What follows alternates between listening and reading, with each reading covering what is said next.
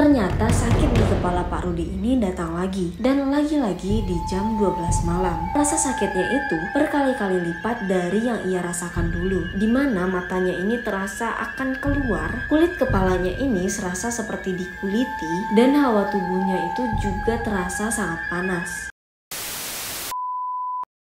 Hai guys, aku Olivia dan selamat datang kembali di YouTube channel aku. Di video kali ini aku akan kembali membacakan cerita horor, tapi mungkin lebih tepatnya itu cerita mistis, karena ini berhubungan dengan ilmu hitam santet, yang mana ini udah sangat terkenal banget di Indonesia dan sangat jarang banget orang yang tidak mengetahui tentang bahaya ilmu hitam santet. Nah, kali ini aku diberikan izin untuk menceritakan pengalaman dari seseorang yang bernama Zaki untuk menceritakan pengalaman mistisnya beserta keluarganya yang dikirimi santet oleh orang terdekat mereka. Bahkan orang ini masih ada hubungan darah dengan keluarga Zaki. Tapi seperti biasa, sebelum masuk ke ceritanya, jangan lupa untuk like, subscribe, dan juga komen sebagai bentuk dukungan kalian terhadap YouTube channel aku. Oke, tanpa berlama-lama, langsung saja kita masuk ke ceritanya.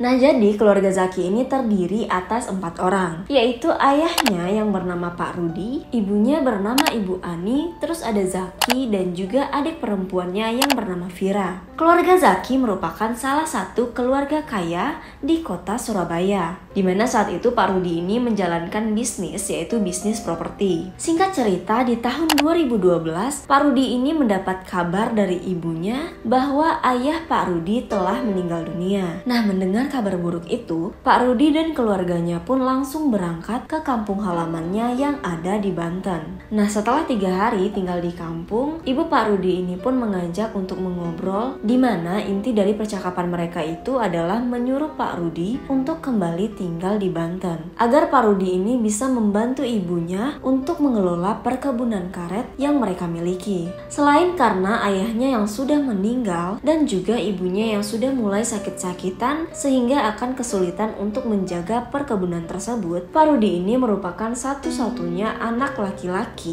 yang ada di keluarga mereka. Jadi otomatis perkebunan atau tanah yang mereka miliki itu akan jatuh atau diwariskan kepada Pak Rudi. Saat sedang mengobrol panjang lebar nih antara Pak Rudi dan juga ibunya, datanglah 2 orang adik perempuan Pak Rudi yang juga ikut mengobrol pada saat itu.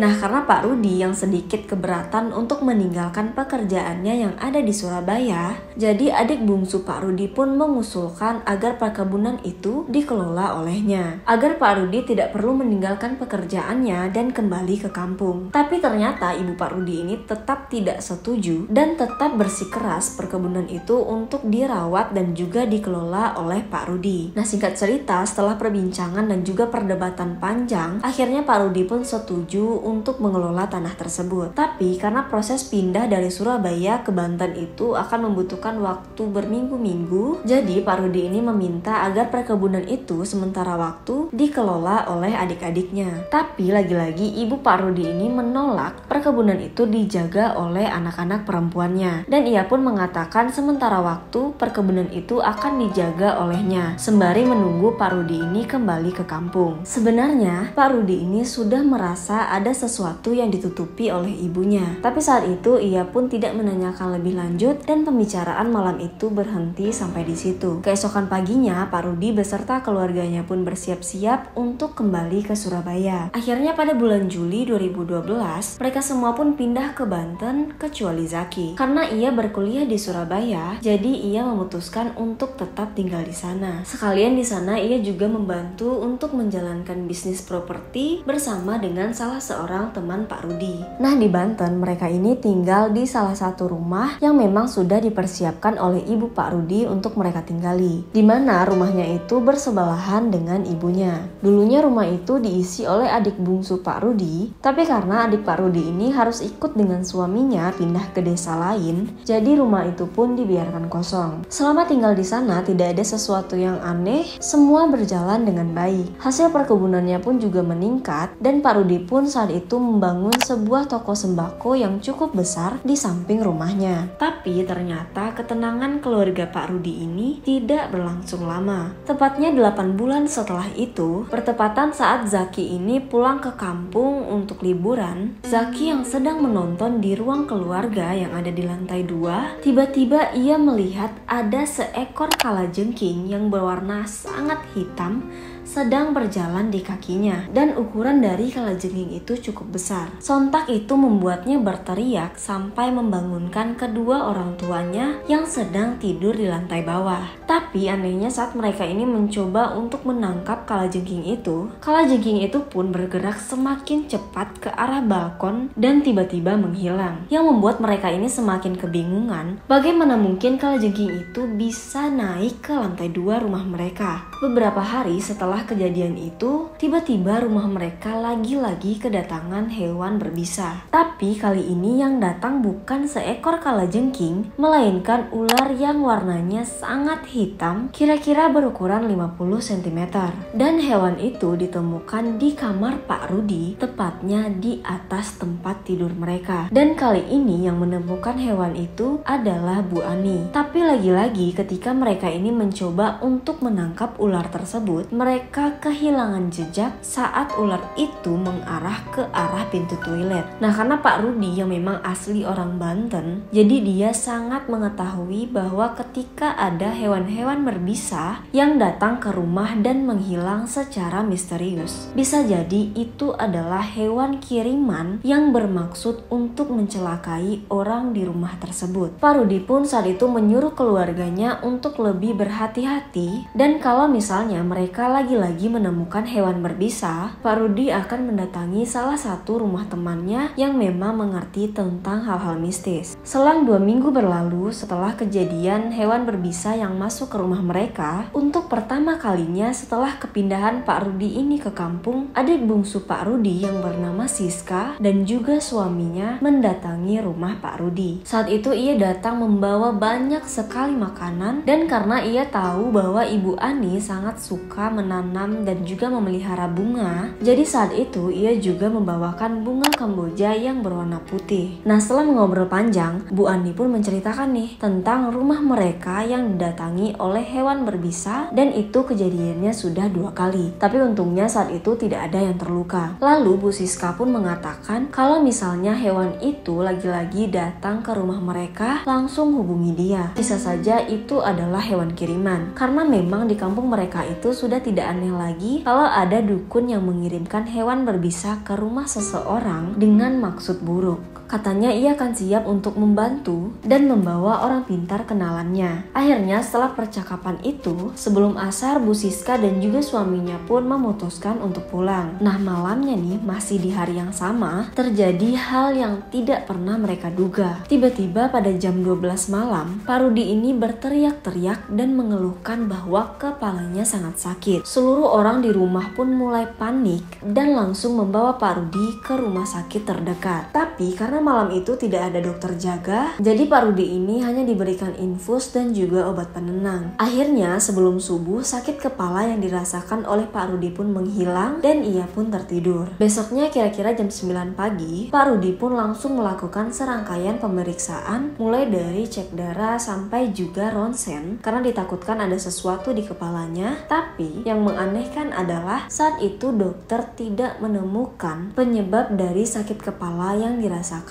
oleh Pak Rudi. Semuanya dalam keadaan normal dan tidak ditemukan penyakit apapun di dalam tubuh Pak Rudi. Saat itu Pak Rudi langsung disuruh untuk pulang dan juga beristirahat di rumah. Dokter juga hanya memberikan obat penenang untuk jaga-jaga kalau misalnya nanti Pak Rudi ini mengalami sakit kepala. Dan ternyata besok malamnya nih, Pak Rudi lagi-lagi merasakan sakit kepala yang sangat-sangat sakit, dimana kepalanya itu terasa seperti ditusuk-tusuk dengan sesuatu. sesuatu. Dan malam itu ia mulai memuntah-muntahkan darah yang sangat hitam. Karena panik, lagi-lagi keluarga Pak Rudi pun langsung membawanya ke rumah sakit. Dan anehnya, lagi-lagi tidak ditemukan penyakit apapun di dalam tubuh Pak Rudi. Nah, karena mulai merasa ada yang tidak beres, Bu Ani pun saat itu mulai berpikiran mungkin saja rasa sakit yang dirasakan oleh suaminya adalah ulah dari seseorang atau ada hubungannya dengan hal-hal gaib. Lalu ia pun langsung menelpon Bu Siska untuk meminta bantuan. Besoknya Pak Rudi ini pun langsung dibawa ke rumah dukun kenalan Bu Siska, yang mana dukun itu bernama Mbah Sudet. Setelah perjalanan yang cukup panjang, akhirnya mereka ini sampai di sebuah hutan, yang mana di hutan itu ada satu rumah dan itu adalah rumah Mbah Sudet. Pada saat diobati, Mbah Sudet pun mengatakan bahwa Pak Rudi ini terkena santet, di mana orang itu berniat untuk membunuh Pak Rudi. Ia juga mengatakan, beruntung kalian cepat membawanya ke sini. Mbah Sudet pun langsung mengadakan ritual. Pak Rudi pun disuruh mandi dengan air kembang dan setelah itu disuruh untuk meminum kopi yang sudah disediakan oleh Mbah Sudet. Setelah kepulangan mereka dari sana, sakit kepala yang dirasakan oleh Pak Rudi pun berkurang. Tapi yang menganehkannya, suasana di rumah itu mulai terasa berbeda. Hawa di sana terasa sangat panas dan kadang-kadang pada saat malam hari mereka sering mendengar suara cekikikan perempuan dari arah luar. Pak Rudi juga jadi sangat pemarah dan sulit mengendalikan emosi. Vira juga sering melihat ada sosok yang berbulu hitam, memiliki taring yang panjang dan juga tubuhnya sangat besar. Sosok itu sering muncul saat ia dalam keadaan setengah tertidur, dan sosok itu selalu mengintip dari balik jendela kamarnya yang berada di lantai 2. Setelah beberapa bulan berlalu, ternyata sakit di kepala Pak Rudi ini datang lagi, dan lagi-lagi di jam 12 malam. Malahan rasa sakitnya itu berkali-kali lipat dari yang ia rasakan dulu, dimana matanya ini terasa akan keluar, kulit kepalanya ini serasa seperti dikuliti, dan hawa tubuhnya itu juga terasa sangat panas. Malam itu lagi-lagi Bu Ani ini menelpon Bu Siska dan memintanya untuk mengantarkan mereka ke rumah Mbah Sudet. Pak Rudi pun saat itu kembali diobati dan ia juga disuruh berendam di dalam air yang sudah disediakan oleh Mbah Sudet. 3 hari setelah kejadian itu,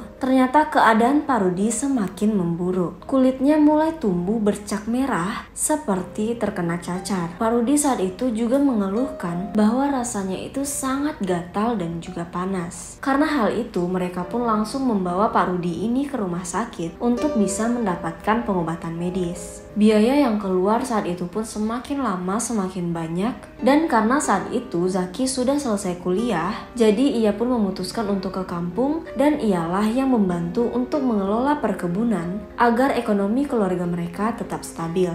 Sedangkan Vira juga membantu untuk menjaga toko sembari ia berkuliah. Setelah beberapa bulan dirawat, ternyata kondisi dari Pak Rudi ini bukan semakin membaik, tapi malah semakin memburuk. Tubuhnya sudah mulai mengecil dan juga seluruh badannya sudah dipenuhi dengan nanah. Segala cara sudah mereka lakukan untuk bisa mengobati Pak Rudi ini, mulai dari pengobatan medis sampai non-medis dengan mendatangkan seorang kiai, tapi hasilnya tetap nihil. Sampai pada akhirnya Zaki yang sudah mulai lelah, ia pun memutuskan untuk mencari orang pintar yang dulu sempat diberitahu oleh ayahnya. Setelah beberapa hari mencari, akhirnya Zaki pun menemukan rumah orang pintar tersebut, yang mana orang pintar itu dipanggil dengan nama Ki Agung. Nah, setelah mengetahui di mana rumah Ki Agung, Zaki pun langsung membawa Pak Rudi ke sana untuk segera diobati. Ki Agung pun mengatakan bahwa santet yang dikirimi oleh orang tersebut sudah menggerogoti tubuh Pak Rudi. Kemungkinan sembuhnya juga sangat kecil. Saat itu Pak Rudi dirawat di rumah Ki Agung selama kurang lebih 7 hari. Dan karena sakit yang teramat sakit yang dirasakan oleh Pak Rudi, akhirnya di awal tahun 2014, dimana setelah 7 bulan ia menanggung rasa sakit itu, Pak Rudi meninggal dunia. Tapi ternyata gangguan mistis yang dialami oleh keluarga Zaki tidak berhenti sampai di situ. Hawa di rumah itu masih sangat menyeramkan dan juga sangat panas. Vira masih saja diganggu oleh makhluk berbulu itu, dan kini Bu Ani juga mulai sakit-sakitan karena Zaki yang sudah sangat kesal, marah dan juga dendam terhadap orang yang sudah melakukan hal buruk kepada keluarganya. Setelah kematian Pak Rudi, Zaki kembali mendatangi Ki Agung untuk menanyakan siapa sebenarnya dalang dari kematian tragis ayahnya. Dan ternyata dalang dari semua santet dan juga gangguan yang dialami oleh keluarga Zaki itu adalah tantenya sendiri, yaitu Bu Siska dan juga suaminya. Mereka mengirimi santet mematikan itu karena kesal Pak Rudi kembali ke Banten dan mengelola perkebunan karet itu. Ditambah lagi Pak Rudi ini sukses menjalankan perkebunan tersebut, bahkan membuat toko sembako yang sangat besar sehingga memicu kemarahan dan kecemburuan Bu Siska terhadap keberhasilan Pak Rudi. Ia pun melakukan segala cara untuk bisa menjatuhkan Pak Rudi, dan karena tidak juga berhasil, ia pun memutuskan untuk membunuh Pak Rudi. Dan Mbah Sudet yang katanya membantu untuk menyembuhkan Pak Rudi adalah dukun yang mengirimkan santet itu. Zaki yang mendengar perkataan dari Ki Agung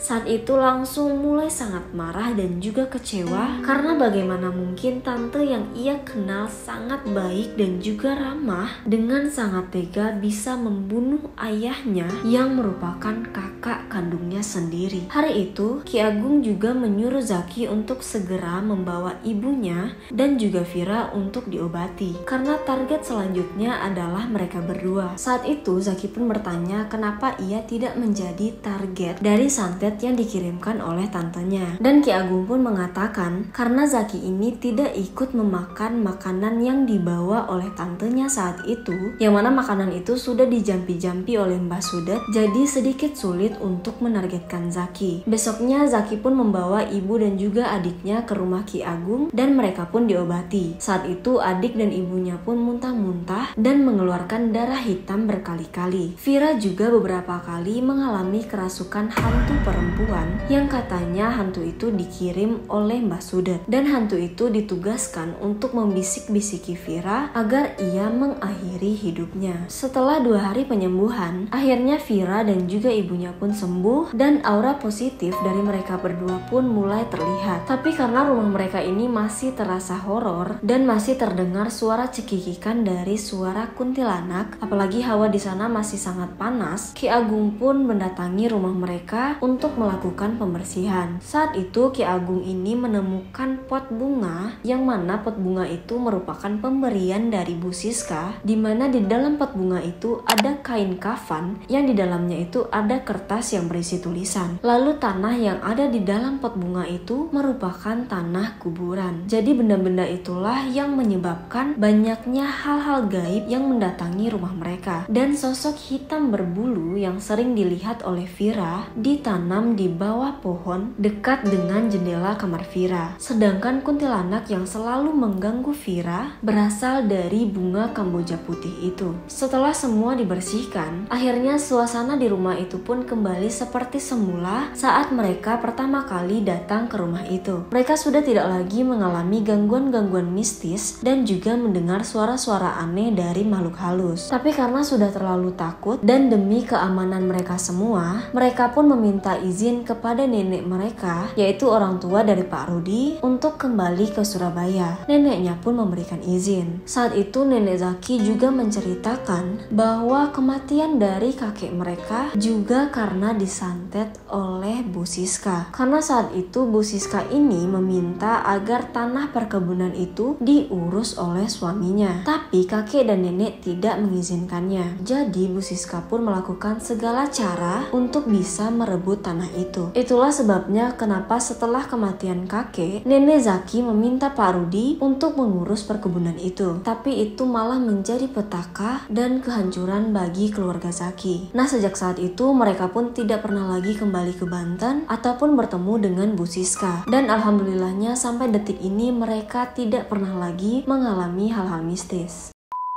Oke guys, sekian cerita mengenai santet yang dialami oleh keluarga Zaki. Gimana menurut kalian? Percaya atau tidak, itu kembali lagi ke kalian masing-masing. Semoga kalian juga bisa mengambil hal baik dari video kali ini. Dan semoga kita terhindar dari orang-orang yang berniat buruk. Nah, kalau kalian juga memiliki cerita-cerita horor, kalian boleh banget untuk mengirimkannya ke email aku. Jangan lupa untuk like, subscribe, dan juga komen, serta hidupkan lonceng notifikasinya agar kalian mendapatkan informasi terbaru dari channel YouTube aku. Sekian untuk video kali ini dan sampai jumpa di video-video menarik selanjutnya. Bye!